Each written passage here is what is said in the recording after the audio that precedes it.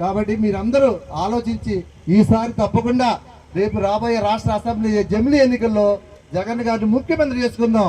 MLA అభ్యర్థి ఎవడో MLA అభ్యర్థి మనకు అనవసరం. మనకు కావాల్సింది ముఖ్యమంత్రి జగన్మోహన్ రెడ్డి గారు. మన అవసరాలు తిరిగి జగన్మోహన్ రెడ్డి గారు. ఇక మిగతా బయట అవసరం మనకెందుకు? ఎవరు టికెట్ తెచ్చినా మనకు మాత్రం జగన్మోహన్ రెడ్డి గారు ముందు నడిపిస్తాడు, నడవాలి.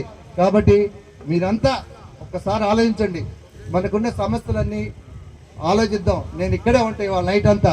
వారి ఎక్కడెక్కడ ఇక్కడే కాదు, ప్రతి మండలంలో కూడా ప్రతి నెల వెళ్ళి అక్కడ సమస్యలు తెలుసుకుంటాం. ఇది అయిపోయిన తర్వాత రేపు జరగబోయే ఎన్నికల్లో గెలిచేది జగన్ గారే. జగన్ గారు ముఖ్యమంత్రి అయిన తర్వాత మేము రాము. మీ దగ్గరికి ఎవరు వస్తారు తెలుసా? ఎస్ఐలు, సిఐలు, తహసీల్దార్లు, ఎంఆర్ఓలు, ఎండిఓలు అందరు మీ దగ్గరికి వస్తారు. పరిపాలన చేస్తే మొత్తాన్ని మీ దగ్గరే పంపిస్తాం. మేము మీకుండే కష్టాలు స్పాట్లో మేము జాగ్రత్తగా చూసి ఎప్పుడు తీసాలు పడేస్తాం. మీరేం భయపడకల్లా, మీరేం భయపడాలా.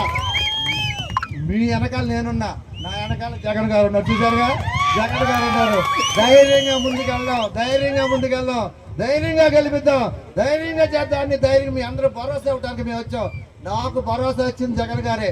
నాకు ఎర్ర ఇంజక్షన్ పొడిచి పంపించారు జగన్ గారు. ఎందుకంటే ధైర్యంగా ఉండడానికి ఎర్ర ఇంజక్షన్ చేశారు.